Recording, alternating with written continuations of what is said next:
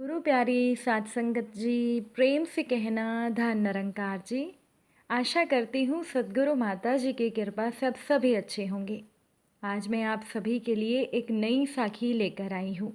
साध संगत जी, हमें कभी भी किसी का दिल नहीं दुखाना चाहिए, क्योंकि हम नहीं जानते कि हमारे बुरे समय पर हमें कब किसी की मदद की ज़रूरत पड़ जाए।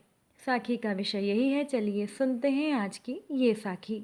साध संगत जी, मुकेश जी और सुधा जी के दो बेटे थे। उनके बड़े बेटे संजय की शादी हो चुकी थी।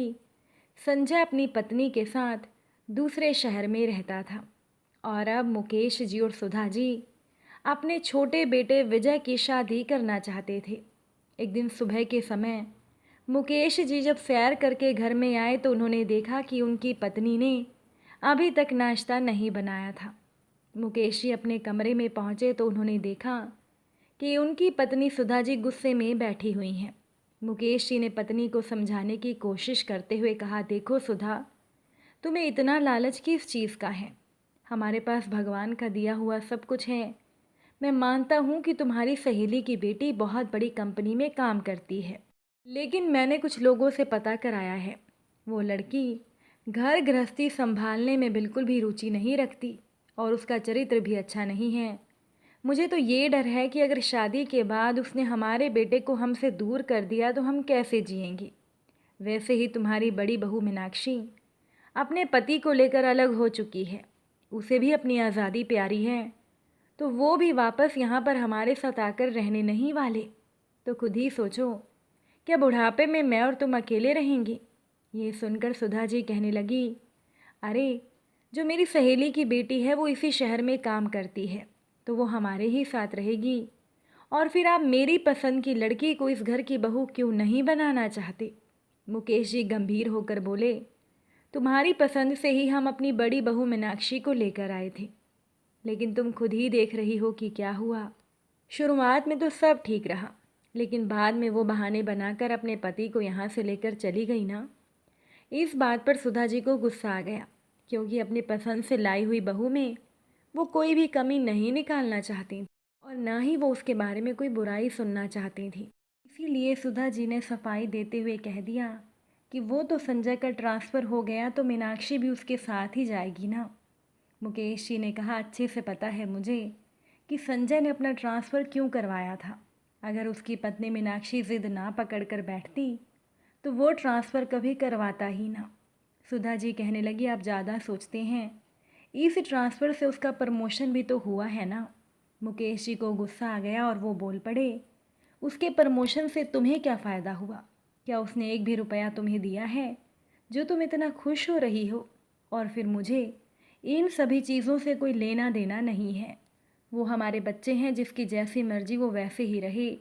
लेकिन अब हमारे छोटे बेटे विजय ने अपनी शादी की जिम्मेदारी हमारे ऊपर छोड़ रखी है, तो हमें भी उसके लिए ऐसी लड़की लेकर आनी चाहिए जो उसके लिए सही हो। और मुझे तो मेरे दोस्त की बेटी जीविका उसके लिए बिल्कुल ठीक लगती है। जीविका भी आत्मनिर्भर है, एक स्कूल में वो बच्चों को पढ़ाती है। माना कि उसका वेतन कम है, लेकिन वो बहुत ही व्यवहार कुशल है और वो हमारे परिवार को जोड़ कर रखेगी।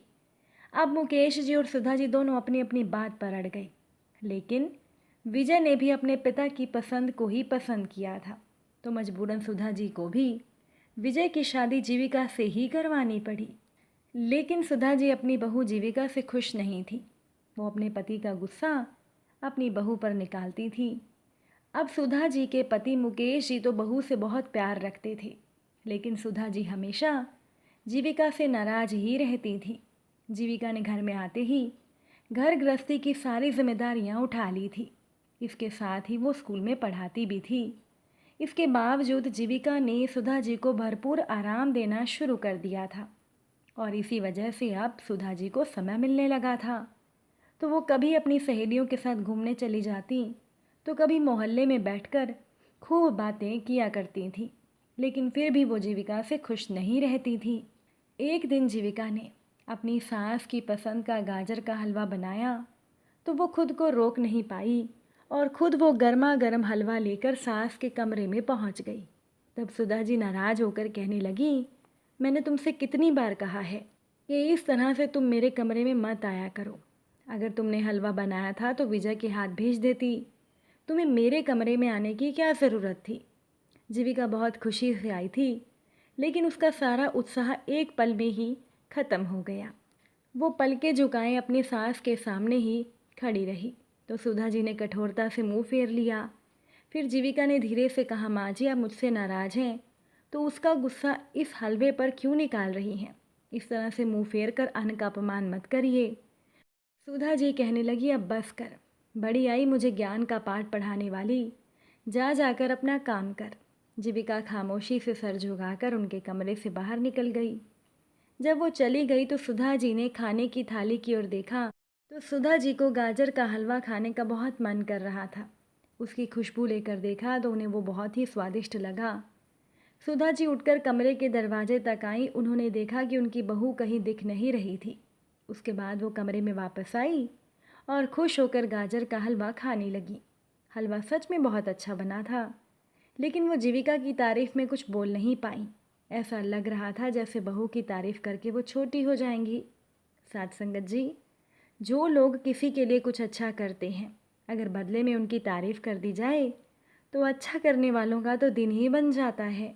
अब जैसे जैसे समय बीतता जा रहा था वैसे वैसे जीविका सोच रही थी कि उसकी सास का व्यवहार बदल जाएगा और वो अपनी सास का दिल जीत लेगी, लेकिन इसके उल्टा ही हो रहा था। सुधा जी का व्यवहार जीविका के लिए और ख़राब होता जा रहा था। इसी बीच जीविका के ससुर जी यानी मुकेश जी की तबीयत खराब रहने लगी। डॉक्टर के पास जाने पर जब उनके टेस्ट हुए तो पता चला कि उनके दिमाग की एक नस दबने लगी है, जिसकी वजह से वो बीमार रहते हैं। अब तो डॉक्टर के पास जाने का सिलसिला शुरू हो गया। डॉक्टर ने मुकेश जी का ऑपरेशन बता दिया था। ऐसे समय में विजय बहुत परेशान हो गया था। उसने पिता के इलाज के लिए ऑफिस से लोन लिया था, लेकिन फिर भी पैसे कम पड़ रहे थे। तो सुधा जी ने अपने गहने बेचने का फैसला कर लिया। जब उनकी बड़ी बहू मीनाक्षी को उस बात की जानकारी मिली तो वो संजय के साथ ससुराल में आ गई और अपनी सास से झगड़ते हुए कहने लगी, माँ जी आपके गहनों पर हमारा भी अधिकार है। कल को जब आप इस दुनिया में नहीं रहेंगी तो ये गहने हम दोनों बहुओं में बराबर बराबर बटेंगे या नहीं बटेंगे। इस बात पर सुधा जी हैरान रह गई और वो बोल पड़ी, ये तुम कैसी बातें कर रही हो। तुम्हारे ससुर जी की जान से बढ़कर क्या तुम्हारे लिए ये गहने हैं, और मैं ये गहने बेचकर अपने पति की जान बचाऊंगी। मैं भी देखती हूँ कि मुझे कौन रोकता है। ये सुनकर मीनाक्षी गुस्से में कहने लगी, माँ जी अगर आपने वो गहने बेच दिए तो बुढ़ापे में मुझसे उम्मीद मत करना कि मैं आपकी सेवा करूँगी। ये सुनकर सुधा जी का दिल टूट गया। उन्हें अपनी बड़ी बहू मीनाक्षी पर बहुत घमंड था, लेकिन आज मुश्किल परिस्थिति में उनकी बड़ी बहू की सच्चाई उनके सामने आ गई थी। सुधा जी रोने लगी। वो भरे हुए गले से कहने लगी, जाओ बहू जाओ, तुम्हें जो करना है कर लो, मुझे जो करना है वो मैं करूँगी। इतना कहकर वो वहाँ से उठकर चली गई। अब मीनाक्षी भी संजय के साथ वहाँ से चली गई। जाते जाते वो सुधा जी को धमकी देकर गई थी कि अगर उन्होंने उसे गहने नहीं दिए तो वो भविष्य में कभी भी उनसे बात तक नहीं करेगी। इस बात से सुधा जी का मन बहुत दुखी था। दोपहर के समय जीविका अपने सास ससुर के लिए खाना लेकर कमरे में आई तो सुधा जी उसे बहुत उदास लग रही थी। सास को उदास देखकर जीविका को अच्छा नहीं लगा। उसने अपनी सास के कंधे पर हाथ रखते हुए कहा, माँ जी आप परेशान क्यों होती हैं। पिताजी बिल्कुल ठीक हो जाएंगे। आप एक काम करिए, आप मेरी शादी में मिले हुए गहने ले लीजिए, उन्हें बेच दीजिए। हम पिताजी के इलाज में कोई कमी नहीं छोड़ेंगे। ये सुनते ही सुधा जी हैरान हो गई। वो कहने लगी, बहू मेरी बड़ी बहू ने तो गहनों के लिए इतना तमाशा किया है, क्या तुम्हें फ़र्क नहीं पड़ता अगर मैं अपने गहने बेच दूँ। जीविका कहने लगी, माँ जी अब ऐसे गहनों का इंसान को क्या फ़ायदा जो दूसरे इंसान की जान ही ना बचा पाए। मैं तो कहती हूँ भले ही हमारे पास एक गहना भी ना रहे, लेकिन पिताजी स्वस्थ होने चाहिए। और सच में मुझे किसी गहने का लालच नहीं है, मुझे तो बस आपका और पिताजी का आशीर्वाद चाहिए। जीविका की बात सुनकर सुधा जी की आंखों से एक बार फिर आंसू बहने लगे, लेकिन इस बार उनका मन बहुत भावुक हो गया था।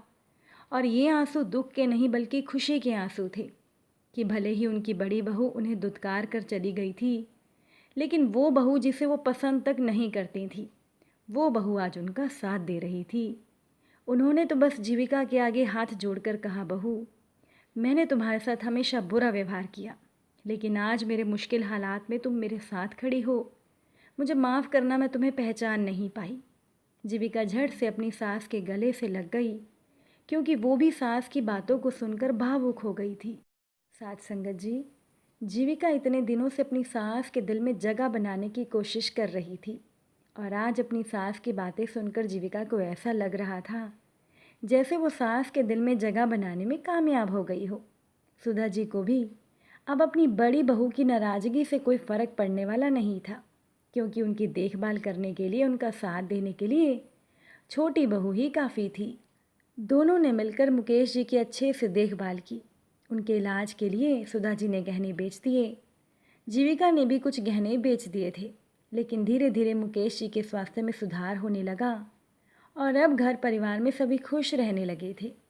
साथ संगत जी, वैसे तो जब तक इंसान की ज़िंदगी सामान्य चलती रहती है, तब तक बहुत से लोग दिखावे के लिए हमारे शुभ चिंतक बनकर हमारे आसपास मंडराते रहते हैं।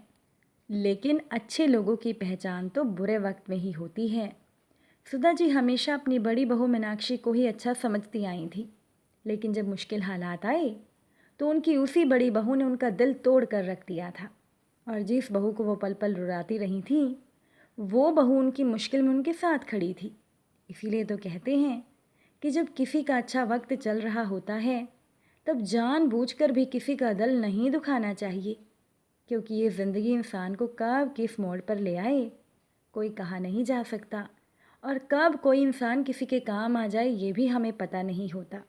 इसीलिए कभी भी अपने साथ अच्छा व्यवहार करने वाले लोगों के साथ किसी को भी भूल कर बुरा नहीं करना चाहिए, क्योंकि भगवान सब देख रहा है। अगर आज की ये साखी आपको अच्छी लगी हो, वीडियो को लाइक शेयर ज़रूर कीजिएगा। आप सभी से फिर मुलाकात होगी नई साखी और नए विचारों के साथ। साथ संगत जी प्यार से कहना, धन निरंकार जी।